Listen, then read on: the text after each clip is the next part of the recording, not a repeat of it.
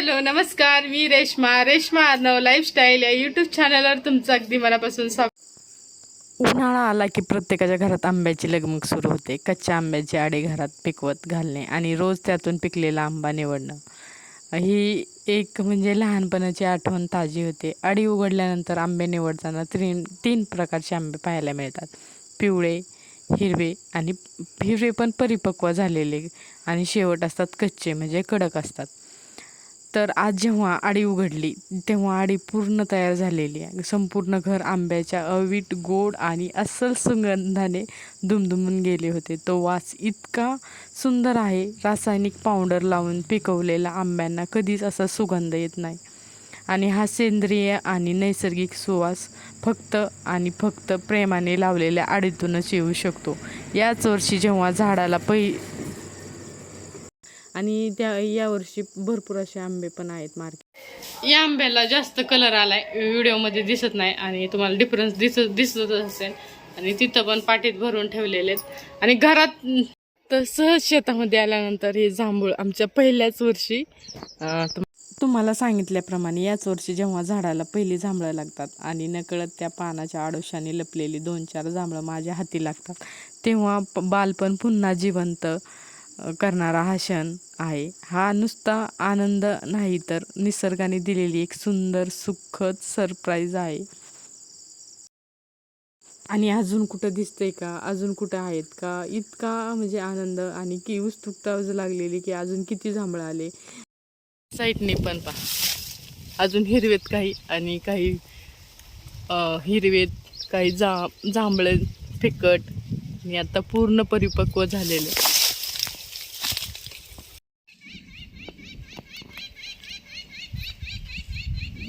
लेकच आहे ना, ह्या झाडाला लेकच आहे ना. हा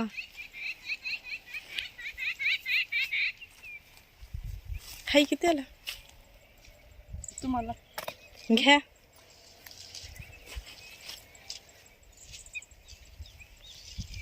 तर हे बघा आमचे वांगे, आमचे नाही, सानिया म्हणजे आमचीच. तर एवढे वांगे सापडलेत. गार वारा सुटलाय, कधी पाऊस येईल सांगता येत नाही. अगदी काही क्षणात पाऊस येईल असं वाटतंय. त्याला पण मस्त वांगी लागलेली, त्यासोबतच शेजारी रानभाजी तांदूळ द्यायची आणि ती मला भरपूर अशी आवडते. लसूण आणि जास्त तेल नाही, काय नाही, थोडीशी चटणी, लसूण टेचून आधी साधी सिंपल. आणि मला भरपूर अशी गरम भाजी खायला आवडते. त्यामुळं मी ही रानभाजी मी नक्की यांच्या शेतातून नेत असते आल्यानंतर. तर भाजी खुडायची होती आणि ही तांदूळाची भाजी आणि नुसती शेंडं घेत असतो, कारण प्रत्येक पुढच्या वेळेस त्या म्हणजे उपयोगी येते. कारण शेंडं खुडल्यानंतर परत नव्याने पानं येतात. तर असं ही माझी तांदूळाची भाजी घ्यायचं चालू होतं. वरतून भरून काळभोर असं पाऊसचं आभाळ झालं होतं. म्हणजे आलाच आहे असं, वारं पण भरपूर सुटलेलं, मातीचा पाऊस शेजारी पडत होता, इतका सुगंध येत होता. तरी पण मी भाजी आणि तर आला म्हणता पाऊस हा आलेला आणि भाजी आणि हे झाडं पण इतके हालत होते. पण मी काय भाजी ताजी आणि लुसलुशीत कवळी होती, त्यामुळे मी तोडायचं काम चालूच होतं. आणि खूप शेतात आलेली आणि शेतात हे घर आहे, त्यामुळे मी इथं आल्यानंतर म्हणजे थांबण्यासाठी आडोशाला पाऊस येईल. तर हा रताळ्याचा वेल आहे आणि ह्या जे असे हे लावतात ना, गाड्या लावतात सोबतच. हे बघा छोटे छोटे कलिंगड,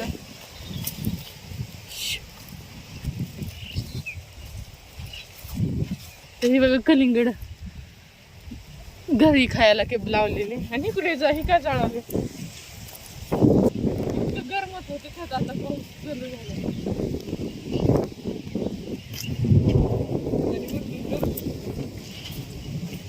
जवळ यायला टाइम